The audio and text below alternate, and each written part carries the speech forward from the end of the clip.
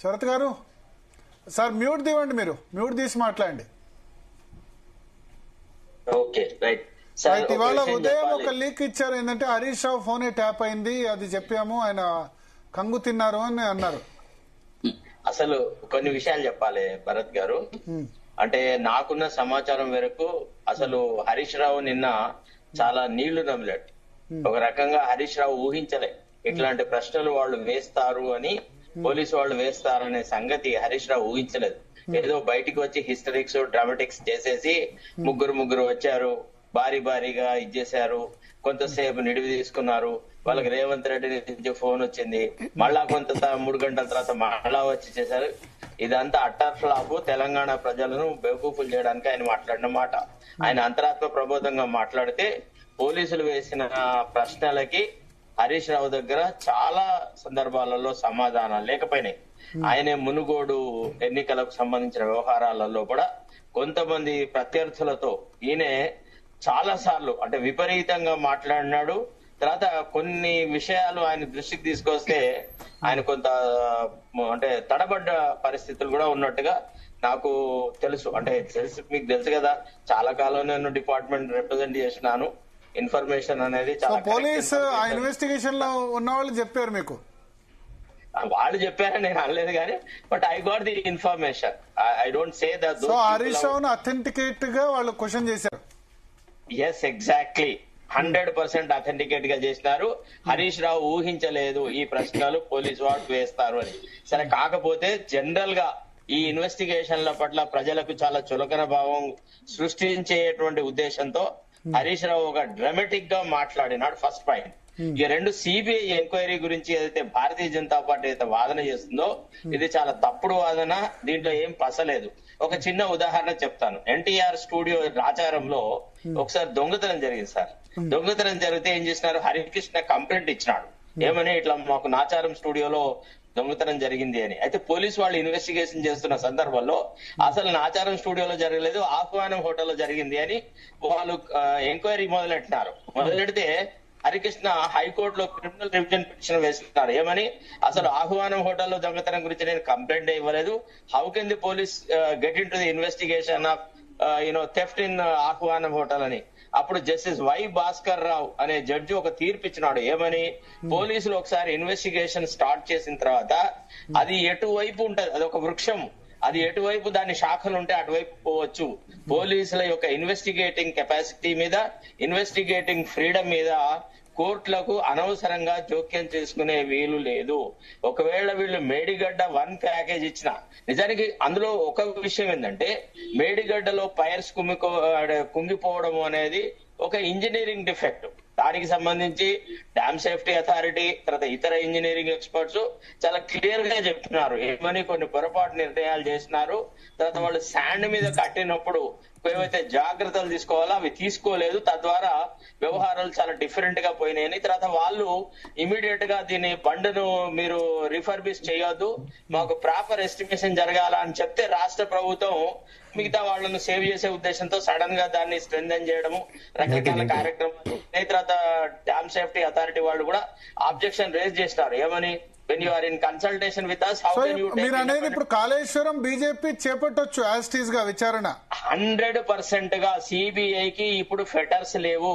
మొత్తం కాళేశ్వరానికి సంబంధించిన ఇన్వెస్టిగేషన్ కూడా సిబిఐ చేపడితే రాష్ట్ర ప్రభుత్వం గాని లేదా ఇతరులు గాని అభ్యంతర పెట్టే అవకాశం లేదు.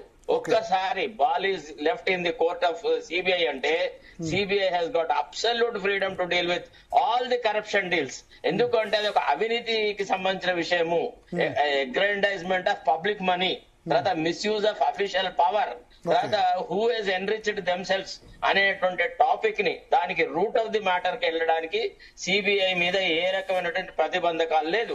నిజానికి నేను అంటే ఈ బీజేపీ వాళ్ళ వాదన తర్వాత వాళ్ళ వాదన చేస్తున్నప్పుడు I was searching for precedents. ఎందుకంటే మేము అప్పుడప్పుడే లీగల్ ప్రొఫెషన్ లకు వచ్చినప్పుడే ఇది పట్టాభి అని ఒక అడ్వకేట్ ఆర్గ్యూ చేశాడు ఇది వై భాస్కర్ రావు గారి దగ్గర.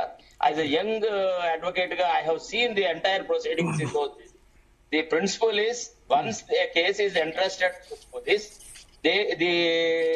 either the complainant or the accused can determine what is the scope of investigation. Scope of investigation. మీకు ఒక ప్రశ్న, మీరు బాగా చెప్పారు.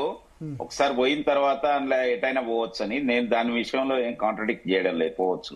కానీ పిసిసి లేదా ఒక్కటే నిమిషం, పిసిసి ప్రెసిడెంట్ గా ఉన్నప్పుడు రేవంత్ రెడ్డి గారు వారే డిమాండ్ చేశారు సిబిఐ ఎంక్వైరీ జరపాలని చెప్పి. తర్వాత వారు వచ్చిన తర్వాత అన్ని రోజులు కాలయాపన చేసి దాంట్లో అనేక రకాల ట్విస్టులు వచ్చిన తర్వాత ఆ ట్విస్టులు వచ్చేదానికి వెయిట్ చేసిన తర్వాత మరి ఏమేమి కుదిరినాయో లేకపోతే ఏమేమి సాక్ష్యాలన్నీ కూడా పోయిన తర్వాత సిబిఐ గురించి మాట్లాడుతున్నారా? అంటే నేను అనేది ఇప్పుడు సిబిఐ చేస్తారా లేదా చేయొద్దని నేను ఒక్కొక్క నిమిషం, నేను చేయొద్దని అనడం లేదు, చేయాలని నేను కూడా అంటున్నాను. బట్ గవర్నమెంట్ సిబిఐ ఏం చెప్తే సిబిఐ అడ్వకేట్లు లేకపోతే సిబిఐ అధికారులు చెప్పాలి నేనని. కానీ మనకున్న యొక్క దీని వరకు మాట్లాడుకునే విధానం కనుక చూస్తే నేను అనేది ఏంటంటే రేవంత్ రెడ్డి గారు ఇంతగా మాట్లాడిన వ్యక్తి ఎందుకు ఇమ్మీడియట్ గా ఇది చేయలేదు? అంత కాలయాపన చేసి అన్ని చేసి అందులో ఏం ఫైండ్ అవుట్స్ ఎందుకు చేయలేదు? ఇవాళ కమిషన్ ఇచ్చింది, కమిషన్ ఏదన్నా ఫైండ్ అవుట్స్ ఇచ్చిందా? ఇస్తే దాని మీద యాక్షన్ టేకెన్ రిపోర్ట్ ఎందుకు చేయలేదు? చేసిన తర్వాత చేయని నేను అనేది సిబిఐకి ఇవ్వద్దు లేకపోతే సిబిఐ చేయొద్దని అనడం లేదు. కానీ ఒకసారి టీఆర్ఎస్ వెర్షన్ తీసుకుందాం. కొప్పుల ఈశ్వర్ గారు మనతో ఉన్నారు. కొప్పుల ఈశ్వర్ గారు ఒక్క నిమిషం సార్, మధ్యలో ఆపకండి దయచేసి ప్లీజ్. ఎందుకంటే వేసిన ప్రశ్నకి సమాధానం చెప్పకపోతే అందరికీ డౌట్ ఉంటుంది. ప్రేమేందర్ రెడ్డి గారు, మీరు దయచేసి ఏ విషయాల్లో అయితే ప్రభుత్వం తరఫున సంజాయిషి ఇవ్వాలో ఆ విషయాలు ఆ ప్రశ్నలు మీరు నన్ను వేయడం తప్పు. నేను ప్రభుత్వాన్ని పట్ల గానీ మీ పట్ల గానీ లేకపోతే బీఆర్ఎస్ పట్ల గానీ ఒకే రకమైనటువంటి పరిశోధనాత్మకంగా చట్టబద్ధంగా ఏది ఉందో దాని వరకే మాట్లాడుతున్నాను. రాజకీయమైన విమర్శలు నేను చేయట్లేదు. వాళ్ళు అనుకూలమైన వాతావరణంలో సిబిఐని అడిగినారా, ఎందుకు చాలా కాలం ఆలస్యం చేశారు అనేది రాజకీయంగా మీకు తెలుసు. ఎందుకంటే మీకు డబ్బులు ఇచ్చిన ఆయనే వాళ్ళకు డబ్బులు ఇచ్చినాడు, వాళ్ళకు డబ్బులు ఇచ్చిన ఆయనే బీఆర్ఎస్ కి ఇచ్చినాడు మెగా కృష్ణారెడ్డి. కాబట్టి మరి మెగా కృష్ణారెడ్డి జోలికి మీరు పోతారా? చెప్పండి ఒక మాట. ఎన్ని మీ బీజేపీ పాలిత రాష్ట్రాలలో ఇవాళ Megha Krishnareddy construction works take up చేసినారు? ఇవన్నీ ఉన్నాయి, ఇవన్నీ మీరు మర్చిపోవడానికి వీల్లేదు. ఎందుకంటే ఎలక్టోరల్ బాండ్స్ కేసులో చాలా ప్రస్ఫుటంగా చెప్పినారు ఏమని, ఎట్లా ఈ ఇంజనీరింగ్ కాంట్రాక్ట్లు చేసేవాళ్ళు వీళ్ళు కొన్ని సందర్భాలలో వీళ్ళకు నష్టం వచ్చిన ప్రాజెక్టులలో కూడా వీళ్ళు పొలిటికల్ పార్టీస్ కి ఎన్నికల విరాళాలు ఇచ్చినారు అని. సో ఈ దశలో బీజేపీ సిబిఐను సమర్థిస్తూ గాని లేదా డిఫెండ్ చేస్తూ గాని మాట్లాడము అది చాలా తప్పుడు విధానము. చట్ట ప్రకారంగా ఒక్కసారి క్రైమ్ కు సంబంధించిన వ్యవహారం పోలీసులకు చేరితే క్రిమినల్ ఇన్వెస్టిగేషన్ ఏ దిశలో జరగాల, ఎంత లోతుగా జరగాల, ఎంత పైన జరగాల, ఎవరి మీద జరగాల అనేది కూడా మీరు నిర్ధారించడానికి వీళ్ళు. ఒకవేళ రేపటి రోజున అనుకుందాం మనం ఏమని, కొంతమంది బీఆర్ఎస్ నాయకులు ఇప్పుడు కాంగ్రెస్ గూటికి చేరారు, వీళ్ళ ప్రమేయం కూడా ఉందనుకుందాం. ఫర్ ఎగ్జాంపుల్ మనలో మాట అంటే ఒక పెద్ద మనిషి చాలా పెద్ద చిట్ట చివరి దశలో కూడా కాంగ్రెస్ పార్టీ అంటే బీఆర్ఎస్ ను వదిలెట్టేసేసి కాంగ్రెస్ పార్టీలో చేరినాడు. ఫర్ ఎగ్జాంపుల్ ఆయన సలహాలు కూడా చాలా సార్లు కేసీఆర్ విన్నాడు, అన్నాడు, సెక్రటరీ జనరల్ చేసినాడు, రకరకాల వ్యవహారాలు చేసినాడు. సపోజింగ్ మనలో మాట అంటే ఒక ఊహాజనితమైన ప్రశ్న, రేపు సిబిఐ ఇన్వెస్టిగేషన్ చేస్తున్న దశలో ఫలానాయన కూడా పార్టీ ప్రముఖుడుగా ఉండి పార్టీకి నిధులు సమకూర్చే కేసీఆర్ కి ఈ సలహాలు ఇచ్చినారు, ఈ రకంగా చేసినారు అని తేలితే ఆయన మీద కూడా ఇన్వెస్టిగేషన్ చేస్తారు.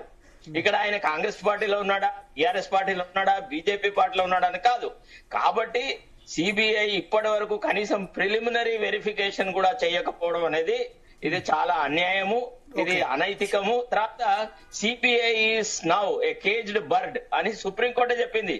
It is a caged parrot అన్నారు సుప్రీంకోర్టు వాళ్ళు. మీరు అన్నదానికి అన్నట్టుగానే నిరూపిస్తున్నారు. ఇప్పుడు వెస్ట్ బెంగాల్ లోపల మొన్న జరిగిన ఇన్సిడెంట్ ఏది ప్రశాంత్ కిషోర్ సంబంధించిన ఐప్యాక్ మీద జరిగిన దాడిలో మమతా బెనర్జీ గారు డైరెక్ట్ గా ఐప్యాక్ ఆఫీస్ కు పోయి ఎలక్ట్రానిక్ ఎవిడెన్స్ దొంగతనం చేసింది అని ఒక కేసు బుక్ చేసిన విషయంలో మీరు హైకోర్టులో ఒక కేసు వేశారు, సుప్రీంకోర్టులో మళ్ళీ ఇంకో కేసు వేసి హైకోర్టులో మేము వేసిన కేసును మీరు వినద్దు, మీరు విచారణ చేయొద్దని వాదించినారు.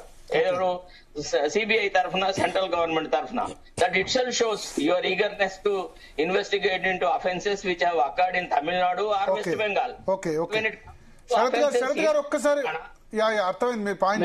మరి భరత్ గారు ఒక్క నిమిషం చెప్పాలి. ప్రేమేందర్ రెడ్డి గారు మీరే ఇద్దరే మాట్లాడితే ఎట్లా? అనుమానాలు వచ్చే అవకాశం మళ్ళీ ఇస్తాను ఒక్క నిమిషం అవకాశం. మనతో పాటు సామ రామ్మోహన్ రెడ్డి గారు జాయిన్ అయ్యారు. ఒక్క నిమిషం మిగతా విషయాలు లేదా ప్రేమేందర్ రెడ్డి గారు మీ ఇస్తాను, మళ్ళీ అవకాశం ఇస్తాను ఆయన చెప్పిన దాని మీద. ఈ కొప్పుల ఈశ్వర్ గారు జాయిన్ అయ్యారు, అదేవిధంగా సామ రామ్మోహన్ రెడ్డి గారు జాయిన్ అయ్యారు, నందు గారు కూడా జాయిన్